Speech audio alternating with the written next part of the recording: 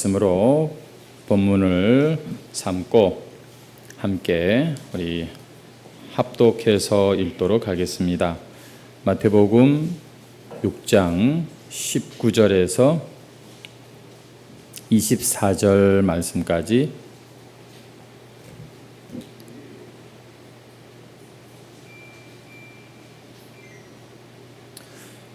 우리 함께 합독해서 읽겠습니다. 마태복음 6장 19절에서 24절 시작.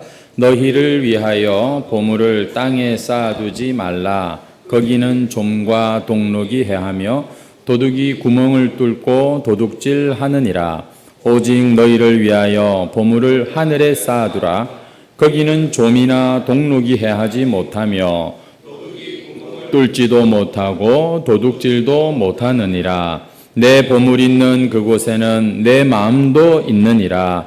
눈은 몸의 등불이니 그러므로 내 눈이 성하면 온몸이 밝을 것이요 눈이 나쁘면 온몸이 어두울 것이니 그러므로 내게 있는 빛이 어두우면 그 어둠이 얼마나 더하겠느냐. 한 사람이 두 주인을 섬기지 못할 것이니 혹 이를 미워하고 저를 사랑하거나 혹 이를 중히 여기고 저를 경히 여김이라. 너희가 하나님과 재물을 겸하여 섬기지 못하느니라. 아멘. 오늘 본문 말씀으로 보물을 하늘에 쌓아두라는 제목으로 함께 또 말씀을 듣도록 하겠습니다. 사실 이 본문 말씀은 한 몇 개월 전에 함께 우리가 나누었던 말씀인데 예수님의 산상수훈을 하다 보니 다시 한번 이 본문을 우리가 만나게 되었습니다. 우리는 지금까지 예수님께서 이 산상수훈이라고 하는 이 유명한 마태복음의 이 본문들을 통하여서 특별히 지난 시간에는 구제하는 거, 기도하는 거, 그리고 사실 금식에 관한 부분은 제가 그냥 지금 생략하고 넘어갔습니다. 하나님 앞에 참된 신앙하는 법이 참된 경건의 삶은 어떠해야 되느냐라고 할 때 그 당시 사람들은 구제하고 기도하고 금식하는 것을 떠올리지만 예수님께서는 그 모든 것들이 종교 활동이 아니라 진정한 경건의 삶이 되려면 사람 앞에서 하려고 하지 말고 하나님 앞에서라고 하는 그 의식을 가지고서 뭐든지 할 때 그것이 하나님이 받으시는 경건이요 참된 신앙의 모습이다. 이렇게 가르치고 계시는 것을 우리가 앞에서 살폈습니다.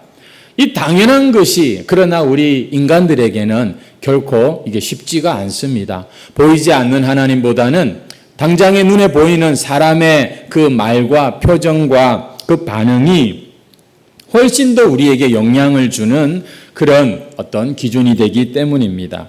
그래서 여러분 이 신앙의 아주 너무나 기본기라고 할 수 있고 핵심인데요. 한번 따라합시다. 코람데오. 하나님 앞에서라고 하는 이 의식은요. 사실 기독교가 많이 변질되었을 때 그 종교 개혁자들의 모토였고 오늘 우리 교단의 모토이기도 한 아주 중요한 그런 개념이라고 하겠습니다. 하나님 앞에서. 오늘 예배를 드려도요, 지금 하나님 앞에서 예배 드리는 사람들이 있는가 하면 그렇지 못한 사람도 있거든요. 그냥 전혀 그런 거 개의치 않고 그냥 앉아있고 다른 짓 하고 할 수도 있다는 말입니다. 사람이 그런 존재입니다. 그래서 우리는 부단히 이것을 중요하게 여기고 자꾸 훈련도 하고 연습도 좀 할 필요가 있습니다. 오늘부터 우리가 살피려고 하는 말씀의 내용은 그 하나님 앞에서 참된 신앙, 참된 경건의 삶을 살아가는데 있어서 이 사람 앞에서가 아니라 하나님 앞에서 사는 것이 너무나 중요한데 거기에 아주 이 방해가 되는 것들이 있다고 우리가 어떤 이 틀을 가지고서 말씀을 보면 되겠습니다. 그래서 오늘 우리가 본문에서 보게 되는 이 물질 문제, 다음 시간에 보게 될 이 걱정하고 염려하는 이 습관, 그리고는 또 너무 쉽게 다른 사람에 대해서 함부로 비판하는 문제, 이런 것들이 우리가 하나님 앞에서 신앙생활할 때 굉장한 방해거리고 아주 거치는 돌이기 때문에 이 부분에 대한 교훈을 우리가 생각을 해 보려고 하는 것입니다. 오늘은 먼저 예수님께서 19절에 봅니다. 너희를 위하여 보물을 땅에 쌓아두지 말라. 자기를 위해 보물을 땅에 쌓아두지 말라는 이 교훈을 우리가 생각해 보려고 합니다. 우리는 흔히 사람의 행복이 정말 자기를 위해서 더 많이 가지고 더 많이 누리는 거기에 있다고 믿지 않습니까? 하지만 주님께서는 그것은 참으로 어리석은 생각이고 진정한 행복은 그런 것이 아니다라고 지금 말씀을 하고 계시는 내용이 되겠습니다.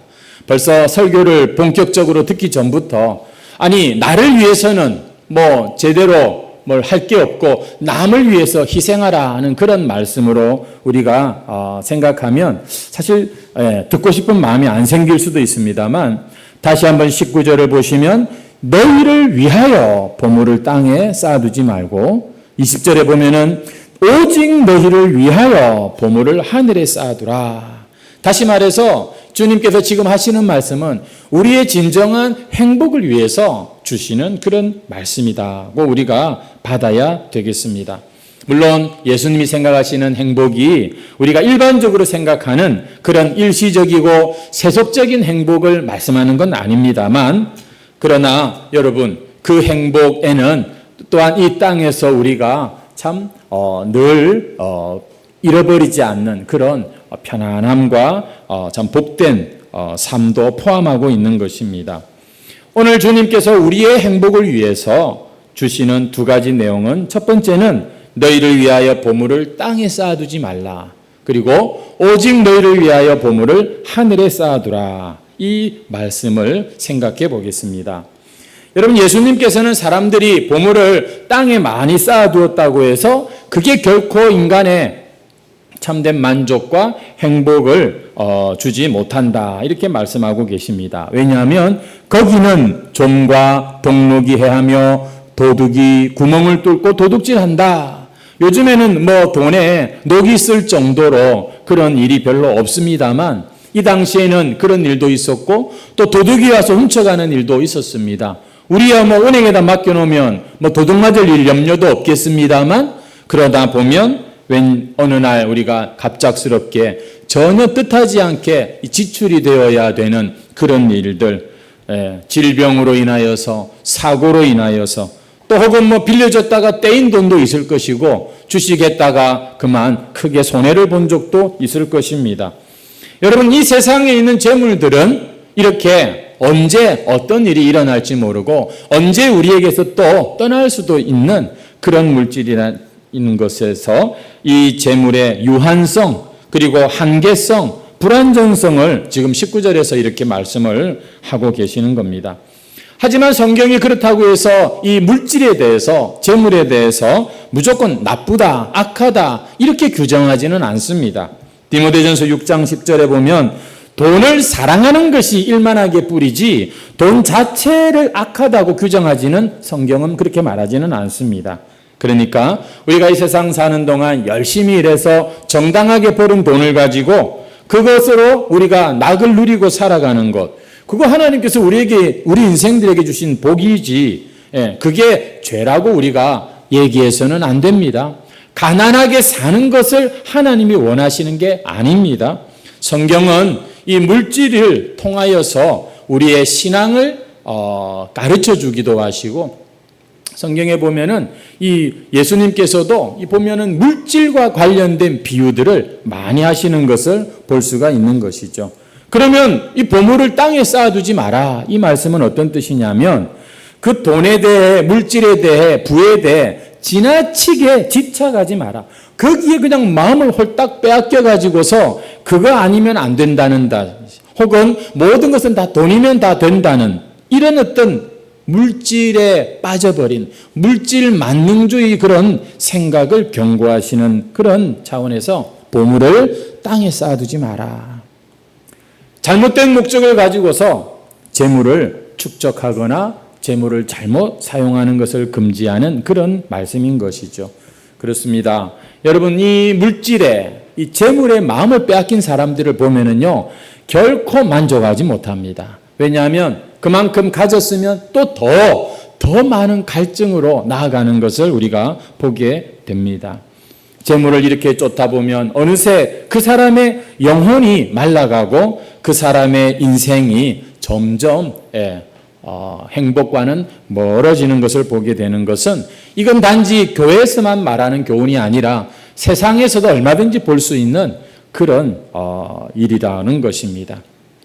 또한 이것은 꼭 재물에만 국한된 게 아닙니다. 우리가 뭔가 우리의 마음을 빼앗아가는 것들이 있는 것이죠.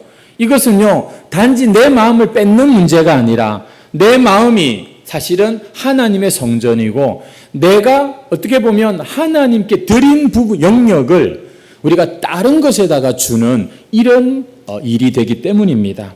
그래서 돈과 재물뿐만 아니라 어떤 사람은 명예에 지나치게 집착을 한다든지 어떤 사람은 승진에 그 지위에 직함에 아주 몰두한다든지 자신의 사업 혹은 자신의 자녀들, 손주들 때문에도 우리의 마음이 여러분 하나님에게서 멀어지고 그것들에게 우리가 집착하고 그것들에게 마음을 빼앗기게 된다면 그게 바로 땅에 쌓아둔 재물, 땅에 쌓아둔 보물이 되는 겁니다. 여러분 앞서 말씀드렸습니다만 부자가 되는 게 잘못된 게 아닙니다. 승진하고 사람들에게 인정받는 거 얼마나 좋은 일입니까? 사업이 번창하고 자녀들이 잘 되는 거 이게 얼마나 감사할 일이에요. 그런데 그 가운데 내 마음이 하나님에게서 슬 멀어지고 있다. 이걸 우리가 눈치채고 우리가 정신을 차려서 조심해야 될 부분이라는 것입니다. 안 그러면 그 부가 그 좋은 일이 오히려 우리에게 재앙이 되고 그 명예와 성공이 나에게 해가 되기 때문입니다. 그래서 요한일서 2장 17절 말씀해 보니까 이 세상도 그 정욕도 지나가되 오직 하나님의 뜻을 행하는 자는 영원히 거한다. 여러분 여기서 영원히 거한다는 말은 하나님이 귀하게 여기신다 이 말입니다. 이 말은 하나님과 오래도록 영원히 거한다는 것은 하나님과 영원토록 교제하는 이런 복된 모습을 말하는 것입니다. 이것이 바로 보물을 하늘에 쌓는 모습이라고 하겠죠. 이 세상의 것들, 그때그때마다 우리에게 필요한 것들, 여러분, 그러나 그것들은 다 지나가는 것인데, 그만 그 지나가는 것에 우리가 마음을 빼앗기고 눈길을 주면서 영원한 것에서 우리가 그 시선을 거두어 버린다면, 하나님에게서 멀어져 버린다면, 여러분, 그것은 참 안타까운 일이 되는 겁니다.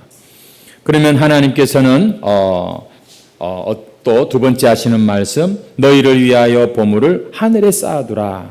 이 말씀은 어떤 말씀이냐? 이 말은 우리의 유한하고 불완전하고 또 이 일시적인 보물을 영원한 가치가 있는 보물로 만들라는 그런 뜻이 되겠습니다. 오늘 말씀을 들으면서 어떤 분은 말하기를 나는 아무 가진 것도 없으니까 오늘 말씀은 나하고 상관도 없다. 아예 이렇게 단정하는 분이 계실지 몰라요. 왜냐하면 너무 형편이 안 좋고 요즘같이 불경기에 무슨 보물을 하늘에 쌓아두며 사람들을 도와주는데 내가 쓸 게 뭐가 있나 싶은 생각이 있겠죠. 마태복음 25장의 40절에 보니까 예수님이 말씀하시기를 여기 내 형제 중에 지극히 작은 자 하나에게 한 것이 곧 내게 한 것이라 이렇게 말씀을 하십니다. 마태복음 10장 42절에 가보시면은 또 누구든지 제자의 이름으로 이 작은 자 중 하나에게 냉수 한 그릇이라도 주는 자는 결단코 상을 잃지 아니하리라. 냉수 한 그릇, 돈으로 칠 가치도 별로 없는 그런 작은 것도 천국에 가서 반드시 상을 받는 그런 하늘의 보물을 쌓는 일이 된다는 것입니다.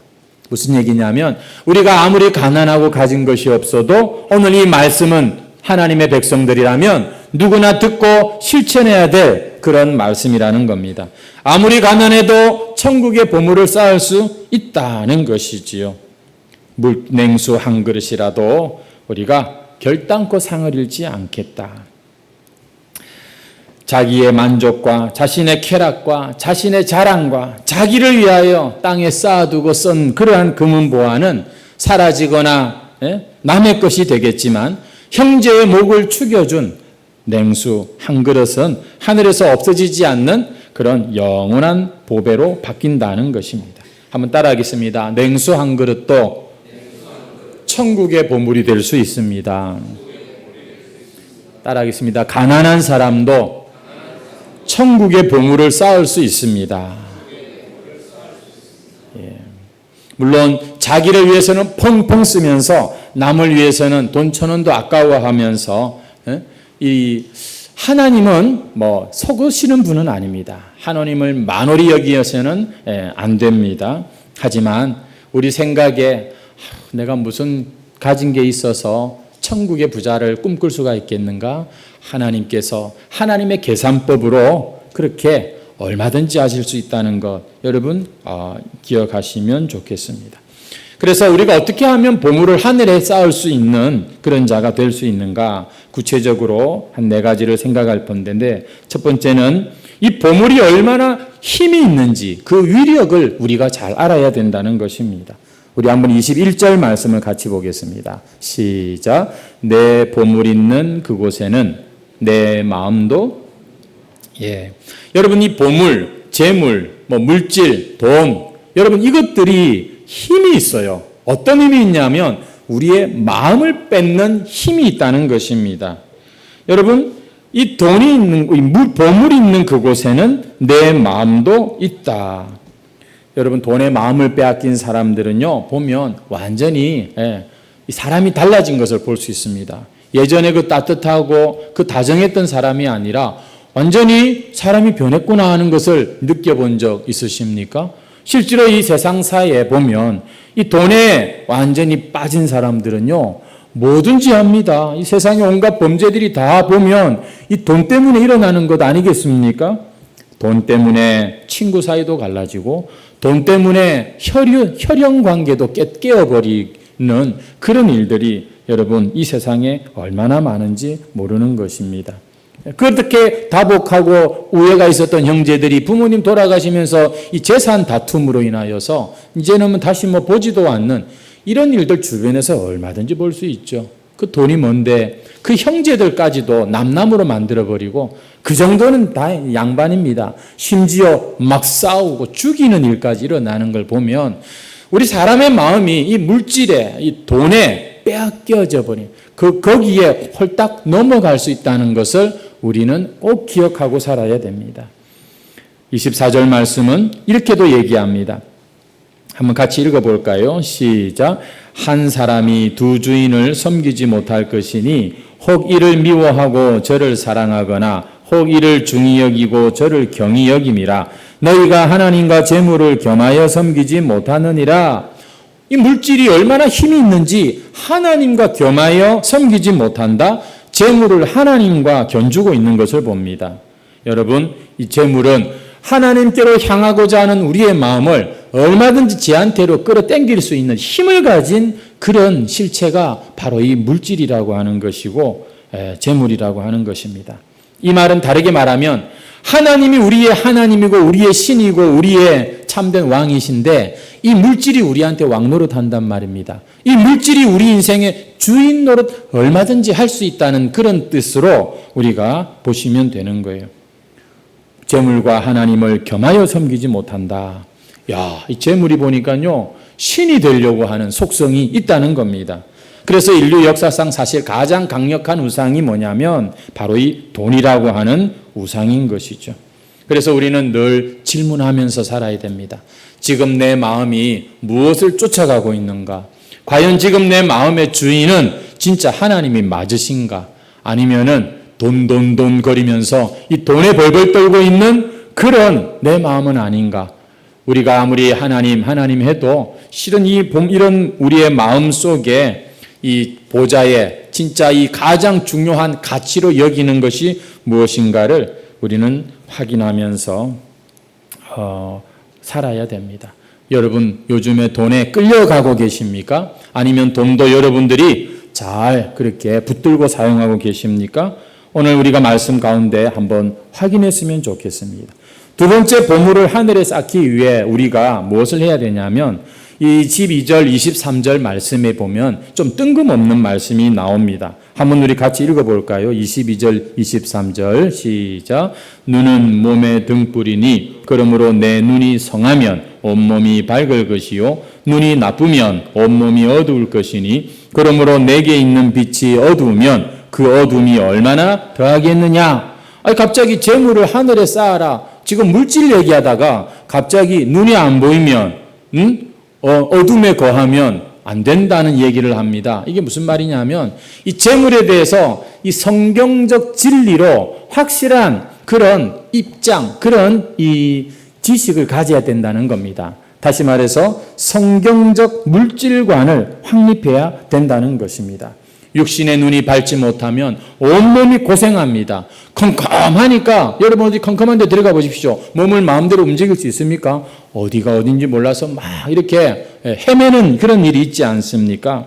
마찬가지로 우리 인생에 이 늘 함께하는 이 재물, 물질에 대해서 우리가 성경적인 안목, 정말 바른 가치관을 가져야 우리가 이 인생을 행복하게, 자유롭게, 그렇게 풍성하게 살 수 있다는 겁니다. 그러나 교회 다니는 분들 중에도 보면 이 돈 앞에 꼼짝 못하는 분들이 계신 것을 우리가 보는 것이죠. 성도 여러분, 이 재물에 대해서 그런 바른 안목, 성경적인 그런 이 재물관의 요점이 뭐냐 이겁니다. 여러분 꼭 기억하시고 어디 적어 놓으시면 좋겠어요. 한번 따라합시다. 나는 청지기. 청지기가 무슨 말인지 아세요? 이 말은 관리자라는 뜻입니다. 관리자. 여러분 물질뿐만 아니라 사실 건강도 이 세상 하나님이 다 우리에게 주신 거예요. 우리는 그것을 어떻게 한다고요? 관리하는 자라는 겁니다. 다시 한번 따라하겠습니다. 나는 관리자이며. 그럼 재물의 주인은 누굽니까? 내가 아니라 하나님이라는 이 사실에 우리가 눈이 열려야 여러분 우리의 마음에도 부요함이 찾아오고 실제로 하나님께서는 그런 자에게 물질도 더 많이 주십니다. 왜냐하면 진짜 주인의 뜻대로 그 물질을 사용할 그런 사람이기 때문인 거죠. 우리 역대상 29장 12절 말씀입니다. 같이 한번 읽어볼까요? 시작. 부와 기가 주께로 말미암고 또 주는 만물의 주제가 되사 권세와 능력이 있사오니 모든 사람을 크게 하심과 강하게 하심이 주의 손에 있나이다. 아멘. 여러분 하나님께서 우리에게 재물도 주셨고 힘도 주셨고 다 능력도 이렇게 주신 거예요. 그걸 딱 잊지 말고 우리가 살아야 되는데 하나님이 나에게 뭐 지혜도 주셨고 뭐 건강도 이렇게는 고백하면서 이 돈은 내가 벌었고 내가 내 것이고 이렇게 생각이 바뀌어 버리면 안 된다는 것입니다. 제가 한 2002년도니까 20년이 훨씬 넘었는데요. 제가 예전에 선교단체에서 선교 훈련을 받을 때가 있었어요. 서울에서. 그때 이 여러 가지 성경적인 강의도 많이 듣고 또 예배, 찬양도 많이 부르고 기도도 많이 하는 훈련이었는데 그 중에 훈련 중에 플로잉 훈련이라는 게 있었어요. 플로, 이 흘려보내는 훈련이라는 뜻입니다. 그러니까 같이 이렇게 훈련받는 한 40명, 60명 되는 훈련생 중에 좀 그 누군가의 필요가 있으면 이렇게 내 거를 주기도 하고 또 받기도 하는 이런 훈련을 했었거든요. 그런데 우리가 이제 강의 기간이 끝나고 이제 그 다음에는 선교지로 이제 선교 여행을 떠나야 되는 그런 때가 이제 다가왔습니다. 근데 이제 그때 이제 뭐 선교 여행 이제 그것 때문에 결정할 일도 많고 이제 그랬어요. 그 한 번씩 날을 잡아가지고서 이제 막 자신의 물건들을 이렇게 나눠주는 그런 훈련도 했고 막 그랬는데 제 마음에 이제 그런 마음이 드는 겁니다. 어떤 마음이냐면 저도 뭐 가난했지만 그래도 아내한테서 용돈을 이렇게 받았습니다. 전에 교회에서 훈련 받는 비용들을 다 이렇게 보내주시고 했기 때문에 이제 저는 뭐 돈이 별로 없지만 보니까 수중에 한 5만 7천 원인가 있었던 것 같아요. 근데 하나님께서 제 마음이 감동을 주시는 거예요. 이런 감동은 별로 반갑지 않은 감동인데 어느 형제, 그 전도사로 이제 있는 그런 이 김성호라고 하는 형제인데 이 형제에게 내가 가진 돈 5만 원을 주어야 되겠다는 감동이 찾아온 거예요. 그래가지고서 그 감동이 제 마음에 생겼어요. 하지만 또 한 가지 마음은 뭐냐면 제가 집에 갈 차비가 그럼 없어진다는 생각이 들었어요. 7,000원 가지고서 부산까지 내려갈 자신이 없고 또 이번에 토요일 날 또 이제 나가가지고서 뭐 이렇게 간식이라도 사 먹고 할 그런 돈도 필요하고 줄 필요가 있나? 이런 생각과 이런 감동이 같이 내 안에서 막 이렇게 좀 작용을 했습니다. 뭐 오랫동안 고민은 안 했고요. 그러나 제가 그때는 워낙 신령하고 충만했기 때문에 감동을 따라서 그 형제에게 가가지고 쓱 하고 이렇게 줬어요. 이 형제가 뭔지 딱 보더니만 10,000원짜리 5개를 딱 보고는 그 자리에서 전에 한번 이 말씀 드린 기억이 나는군요. 그 자리에서 이 길바닥에 누워버리더라고요. 그리고는 이 덩치 큰 형제가 엉엉엉 우는 거예요. 막 거기서 막 온 건물이 떠나가도록 펑펑 울면서 그리고는 막 그냥 누워가지고 한참을 그렇게 씩씩대더니만 일어나가지고서 저는 그 자리가 너무 부담스러워가지고 들어갔어요. 나중에 이제 만나서 얘기를 했는데 그 형제 말이 자기가 너무 돈이 진짜 한 푼도 없는데 지금 다음 주, 다다음 주 이제 선교 여행 갈 준비를 해야 되는데 뭐 이렇게 돈 뭐 내는 것도 있고 사전 등록 뭐 하는 그런 것도 있고 자기가 돈 한 푼도 없어서 강의만 딱 듣고 끝내려고 했는데 자기 마음에 어떤 생각이 드냐면 혹시나 하나님 저에게 오늘인가 요번 주인가 하여튼 5만 원을 주시면 제가 하나님께서 아무것도 없지만 선교여행 보내가라는 사인으로 알고 제가 준비하겠습니다. 담대하게 준비하겠습니다. 그렇게 자기가 마음에 감동이 왔더래요. 근데 형님이 와가지고 이렇게 돈을 딱 주었을 때 자기는 진짜 놀랬다는 거예요. 뭘 놀랬느냐? 하나님 살아계시구나. 하나님께서 우리의 음성을 들으시고 우리의 필요를 다 알고 계시는구나. 저도 그 말씀을 그 얘기를 간증을 들으니까 저도 놀랬죠. 내 돈인 줄 알았는데 보니까 진짜 주인은 하나님이셨고 하나님의 마음은 이 사람에게 있는 돈이 이 사람에게도 가고 또 이 사람의 필요를 이 사람이 좀 채워주면서 하나님께서 그렇게 우리가 살기를 원하시는구나. 제가 그때 좀 크게 배웠던 것 같아요. 그래서 제가 어떻게 부산에 내려왔게요? 그때도 어떻게 해서 부산에 내려오게 되었습니다. 그래서 그날 부산에 이제 잠깐 휴가 이렇게 받아온 날 우리 안창동 목사님을 만났습니다. 저 길 건너서 식사 이렇게 하는데 안 목사님 저한테 그러시더라고요. 목사님 우리 해광교회 부목사로 좀 와서 저를 좀 도와주시면 좋겠습니다. 그 제안을 하시더라고요. 그래서 해광교로 오게 된 거죠. 사실은 제주도에 이제 갈 그런 계획을 세웠다가 또 어른 말을 듣는 것이 제가 잘하는 거기 때문에 그렇게 말씀 듣고 그렇게 참 해광교회에 오게 무슨 얘기를 하다가 이 얘기를 했는지 지금 잘 모르겠네요. 여러분 하나님께서 사실은 모든 것을 다 가지고 계시고 누군가에게 많이 주기도 하시고 누군가에게 또 특별한 걸 주기도 하시고 하나님이 다 하세요. 근데 전부 다 거저받은 인생들이 그 다 내끼다 이라고는 안 내놓고 안 움직이고 그렇게 사는 것만큼 여러분 이건 꼭 돈만 국한된 게 아닙니다. 시간들, 그 많은 기회들 꼼짝 안 하고 나는 못해 이러면서 하나님 뜻대로 순종하는 사람이 없어요. 그래서 이 세상에 여전히 막힌 것과 이 가난한 것과 이 불행한 일들이 많은 것이 아닐까. 그런 차원에서 저는 참 귀한 것을 그때 배웠습니다. 우리가 하나님께 우리가 주의 것입니다 하고 드리면 하나님은 그런 사람을 더 귀하게 쓰시지 않겠습니까? 그래서 더 많이 주실 것입니다.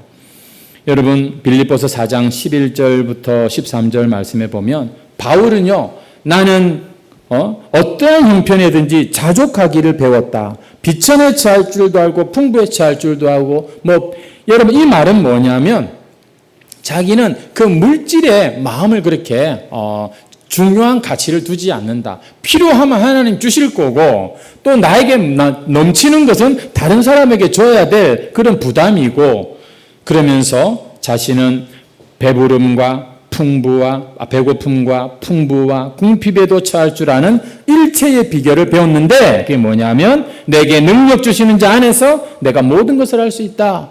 하나님이 내 물질에, 내 건강, 내 인생의 주인이시기에 그분이 뭘 원하시는지 그분의 뜻을 잘 깨닫고 그분이 쓰시겠다고 하면 나의 가진 것을 기꺼이 드려야 마땅한 그런 모습이 바로 내게 능력 주시는 자 안에서 내가 모든 것을 할 수 있다는 이 고백이 아니겠습니까? 여러분, 세 번째, 보물을 하늘에 쌓아두려면 재물을 바르게 사용할 수 있어야 되는 겁니다. 어떻게 어디에 사용하는 것이 바르게 사용하는 것이냐? 여러분, 오늘 제가 이 무리의 물질을 바르게 쓰는 법을 지금 이제 말씀드리려고 하는데요. 이 또한 꼭 기억하시기 바랍니다. 하나님의 뜻은 저 가난한 사람들, 저 아주 아프리카의 불쌍한 아이들한테나 많이 주라고, 이거 다 여러분 오해하고 착각하는 거예요. 하나님께서는 우리의 행복을 위해서 이 교훈도 하시고 우리에게 오늘까지 많은 것을 주셨어요. 어떻게 우리가 이 재물을 바르게 사용할 수 있느냐? 첫째는 하나님이 내게 주신 것인 줄로 알고 감사하며 사용해야 됩니다. 난 이거밖에 없다. 대번에 불평하면서 사용하는 건 바르게 사용하는 게 아니에요. 아무리 헌금을 하고 선교 헌금을 하는 일이라 하더라도 거기에 감사가 없이 아까워서 한다, 인색함으로 하는 건 바르게 쓰는 게 아니에요. 어떻게 해야 된다고요? 감사함으로 여러분 헌금도 하고 감사함으로 구제도 하고 그렇게 해야 됩니다. 또 여러분의 몸은요 하나님의 성전입니다. 여러분의 몸을 건강하게 잘 가꾸는 것은 하나님의 일이에요. 여러분, 우리는요, 이 하나님의 일과 나의 일을 분리하려는 습성이 있는데, 사실은 이게 전부 내 일이 하나님의 일 아니겠습니까? 그러니, 여러분이 먹고 마시는 거 감사합니다 하면서 여러분 돈을 쓰세요. 마음껏 그렇게 사용하시면 됩니다. 감사하는 마음으로 이 몸도 주의 것 이러면서 주님의 몸을 위하여서 우리가 단장도 해야 되죠. 주님의 몸을 위해서 투자도 해야 됩니다.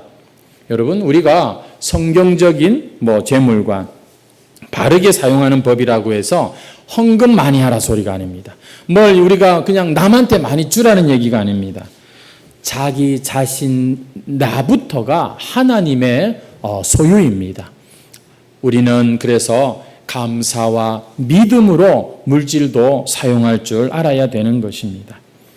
하지만 대부분 보면 우리의 이 물질 사용이 우리의 하나님께 잘 묻지도 안 하고 하나님의 그 의도, 뜻을 잘 헤아리지도 않고 그냥 내 기분 따라 내 어쩌면 그 절제하지 못하는 욕망을 쫓아 하는 경우가 사실은 많기도 합니다. 여러분 주식 투자하시는 분 꽤 많으실 텐데 여러분 주식 투자할 때 늘 그 마음과 시선이 주식 동향에 가 있는 것을 봅니다. 그렇죠? 아마 이게 언제 변할지 모르고 언제 이 시장의 흐름과 앞으로 일어날 일들을 예견하면서 이 사실을 제대로 투자하는 사람들은 그렇게 안 하겠습니까?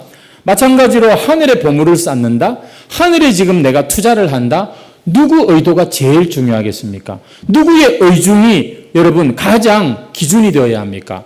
하나님이 기뻐하시고 하나님께서 원하시는 그 일에 우리가 투자해야 되는 것이 당연한 것이 되는 것이죠. 우리 한번 이 재물 사용을 할 때 가장 강력하게 추천할 수 있는 성경 구절이 디모데전서 6장 17절에서 19절 말씀인데요. 우리 한번 이 말씀을 천천히 같이 한번 읽도록 하겠습니다. 시작.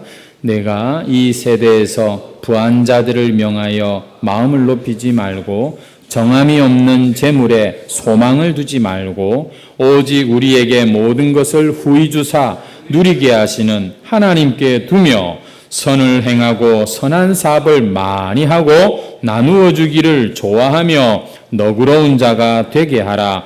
이것이 장래에 자기를 위하여 좋은 터를 쌓아 참된 생명을 취하는 것이니라.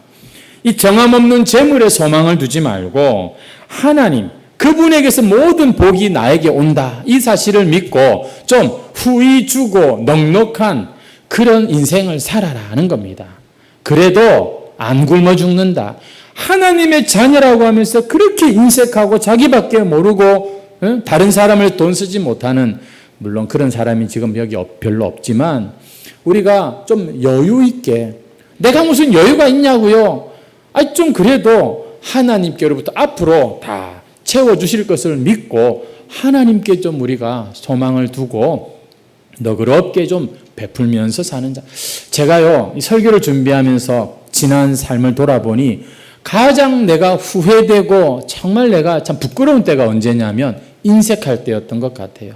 그냥 그거 줄 걸 내가 그걸 왜 안 줘가지고 내가 그때 그냥 그거를 그냥 그렇게 했어야 되는데, 그게 그렇게 참 후회가 되는 것을 이렇게 생각이 나더라고요. 그래서 참 하나님 앞에 참 내가 참 죄송한 그런 마음이 있었습니다. 성도 여러분, 우리가 무엇을 하든지 이 모든 복의 근원이 되신 하나님의 자녀라는 이 확신을 가지고서 우리는 이 재물을 사용하는 습관을 가져야 됩니다. 이 말은 다르게 말하면 우리 흔히 잘 쓰는 말, 하나님의 영광을 위하여, 하나님의 영광을 위하여 여러분 뭘 사 먹기도 하고 우리가 뭘 사 입기도 하고, 여러분 개인과 하나님의 것을 분리하려고 하지 마십시오. 자꾸 우리 그것이 점점점 좁혀져야 됩니다. 뭔가 지금 우리가 돈을 쓰고 하는데 찜찜한 그런 부분이 있습니까? 그만하십시오. 그거 그렇게 찝찝한 채로 그 끝까지 해본들 여러분 우리 영혼에 전혀 도움이 안 됩니다. 내가 하는 이 모든 게 다 하나님의 일이다. 이런 믿음으로 우리가 해야 뭘 해도 감사하고 행복하지 않겠습니까? 그래서 여러분 우리가 돈을 쓸 때 하나님께 물어보시는 습관을 가져야 됩니다. 내가 이거 하나님 여기에 내 돈을 쓰는 것이 맞습니까? 이렇게 하다 보면 어느새 우리의 몸에 자연스럽게 나 개인을 넘어서 하나님의 영광과 그 나라와 그 참 소중한 천하보다 귀한 영혼들을 위해서 쓰는 이런 모습들이 더 많아지게 되는 것이죠. 자기를 위해서도 감사함으로 또 하나님과 교회와 이웃을 위해서도 풍성하게 쓰는 그런 모습. 그래서 우리는 냉수 한 그릇이라도 여러분 주려고 하고 자꾸 하늘에 심는 자가 되어야 하는 것입니다. 마지막으로 네 번째, 특별히 지금 보물을 하늘에 쌓아야 되는 겁니다. 이 중요하고 가치 있는 것을 나중에 좀 더 많이 내가 여유가 생기면 이런 거짓말에 여러분의 그 기회를 잃어버려서는 안 되는 것입니다. 그건 진짜 자기를 속이는 것입니다. 우리 인생은 과거를 다시 살 수도 없고 미래를 땡겨 살 수도 없고 지금 우리의 인생은 바로 지금이죠. 바로 현재밖에 없는 것입니다. 우리는 물질을 쓰는 것도 공부를 하는 것도 우리가 운동을 하는 것도 지금 해야지 나중에라고 하는 것은 진짜 이 마귀의 강력한 거짓말이 아닐 수가 없습니다. 오늘 하나님께서는 우리의 이 소중한 물질의 문제를 가지고서 우리가 하나님 앞에 참된 신앙인으로 살기를 이렇게 말씀해 주고 계십니다. 여러분 우리 잠언 11장 24절 말씀 우리 한번 같이 읽어볼까요? 24, 25절 시작. 흩어 구제하여도 되는 일이 있나니 과도히 아껴도 가난하게 될 뿐이니라. 구제를 좋아하는 자는 풍족하여질 것이요 남을 윤택하게 하는 자는 아멘. 믿으십니까? 오늘 말씀 다시 한번 여러분 우리가 마음에 새기는 마음을 한 번 더 읽겠습니다. 시작. 흩어 구제하여도 더욱 부하게 되는 일이 있나니 과도히 아껴도 가난하게 될 뿐이니라. 구제를 좋아하는 자는 풍족하여질 것이요 남을 윤택하게 하는 자는 자기도 아멘. 할렐루야. 정말로 그렇게 이 말이 맞는 말일까요? 자꾸 베풀고 나누어주고 구제하고 하는데 점점 우리의 삶이 더 윤택해진다고요? 여러분 꼭 한번 도전해 보시기를 바랍니다. 이게 우리 하나님께서 우리에게 원하시는 뜻입니다. 좀 하나님의 자녀답게 그 부요하신 하나님의 아들, 딸들답게 우리가 그렇게 좀 넉넉하게 행복하게 살기를 원하십니다. 예전에 오래전에 한번 기사를 어디선가 보았는데요. 그 부자 할머니가 그 자기 잠자는 그 침대 장판 밑에다가 돈을 그렇게 많이 붙여놓고 그 돈 쓰지도 못하고 그냥 고독사 하시는 이런 일을 있었다는 것을 한번 뉴스에서 본 적이 있었습니다. 성도 여러분, 오늘 우리의 이 마음의 참된 주인이신 하나님을 우리는 섬기는 자들로서 돈도 명령을 해야 됩니다. 넌 내려와. 그래갖고 우리가 그 돈을 잘 다스리는 청지기가 되어야지, 돈 때문에 우리가 우물쭈물하고 돈 때문에 우리가 조바심을 내는, 여러분, 이것은 분명히 잘못된 겁니다. 분명히 이거는 지금 뭐가 잘못된 겁니다. 하나님 앞에 기도하십시오. 하나님, 제가 이게 필요합니다. 하나님께서 그러면 필요를 채워주신다고 약속하십니다. 기도는 안 하고 염려만 하고 있고, 기도는 안 하고 욕심만 내고 있다면 그건 분명 여러분 정상이 아닌 것이죠. 오늘 하나님은 너희를 위하여 내가 이 이야기를 한다. 너희들의 행복을 위해서 내가 이 말을 한다. 우리는 얼마나 많이 가졌느냐보다 얼마나 잘 사용했느냐로 나중에 하나님 앞에 다 판단받게 될 것입니다. 이 정함이 없는, 결국에는 우리에게서 다 떠나가고 말겠죠. 자식한테라도 그래도 물려주면 되지. 맞아요. 맞습니다만 그 재물이 자식한테 과연 온전히 하나님의 백성으로 사는데 좋은 것이 될지는 그건 모르는 일이죠. 중요한 것은 오늘 이 재물을 계속해서 하늘에다가 우리가 심는 것입니다. 여러분의 소중한 것을 계속 하늘로 보내는 이런 투자, 이런 참 행복한 삶을 사는 그런 저와 여러분이 되시기를 주의 이름으로 축원합니다. 우리 찬송 드리겠습니다. 211장 찬송입니다.